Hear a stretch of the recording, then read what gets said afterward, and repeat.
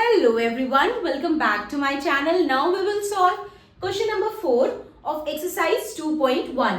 So question number 4 में क्या कह रहे शेड, फर्स्ट पार्ट में क्या कह रहे half of the circle in box A, second part में क्या कह रहे 2/3 of the triangle in box C and इसी तरह आपको एक थर्ड पार्ट भी दिया है. ठीक है, तो यहाँ पे आपको ए बी सी, यहाँ पे आपको तीन बॉक्सेस दिए गए हैं. ए बॉक्स में क्या है सर्कल्स दिया गया है, बी बॉक्स में क्या है ट्राइंगल्स दिए गए और सी बॉक्स में क्या है आपको स्क्वायर्स दिए गए. ठीक है, तो आपको यहाँ पे क्या करना है, इन बॉक्सेस में जो ये फिगर्स दिए गए इन्हें शेड करना है. किसके अकॉर्डिंग, जैसे कि यहाँ पे फर्स्ट में क्या कह रहे, फर्स्ट में क्या कह रहे shade half of the circle in box A.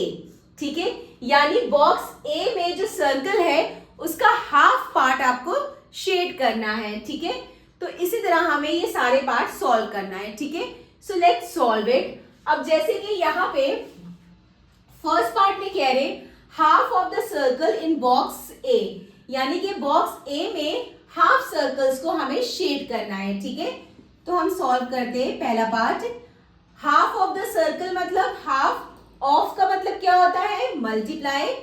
Circles कितने सर्कल है इस बॉक्स ए में, कितने सर्कल है 1 2 3 4 5 6 7 8 9 10 11 12, टोटल 12 सर्कल है.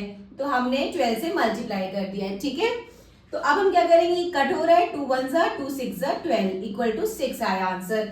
तो यानी कि हम 6 सर्कल में शेड कर देंगे. तो कोई सा भी आप सर्कल, कोई भी 6 सर्कल आप शेड कर दें. ठीक है, तो मैंने यहाँ पे जैसे एक ये शेड कर दिया, एक ये शेड, ये वाला, और ये 6 सर्कल्स को मैंने शेड कर दिया. तो आप कोई भी 6 सर्कल्स शेड कर सकते हैं. ठीक है, तो ये हमारा हो गया फर्स्ट पार्ट. ठीक है, पार्ट सेकंड पार्ट में क्या कह रहे 2/3 of the triangle in box B, means box B में जो ट्राइंगल्स दिए गए उसका हमें 2/3 पार्ट शेड करना है. ठीक है, तो यहाँ पे अब हम इसे सॉल्व करते हैं. Second part 2/3 of triangle in box B. अब बॉक्स बी में कितने ट्राइंगल है 1 2 3 4 5 6 7 8 9 ट्राइंगल्स है.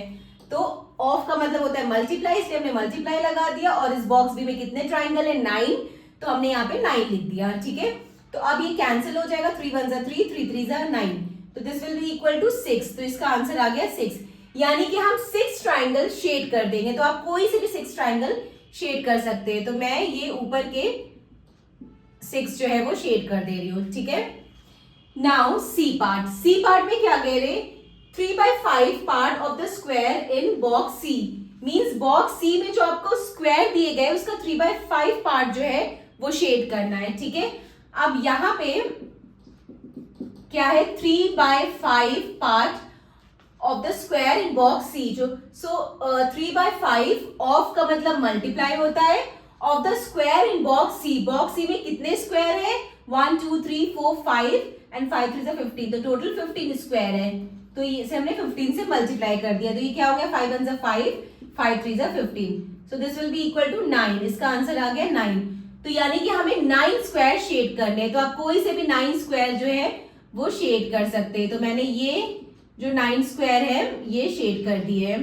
Okay, so simple. आप क्वेश्चंस को अगर अच्छे से रीड करेंगे तो आप इजीली सॉल्व कर सकते हैं. ठीक है, तो हमारे यहाँ के फर्स्ट सेकेंड थर्ड पार्ट जो है हो गए. Okay, so this completed our question number 4. Now question number 5 in the next video. Bye bye, take care.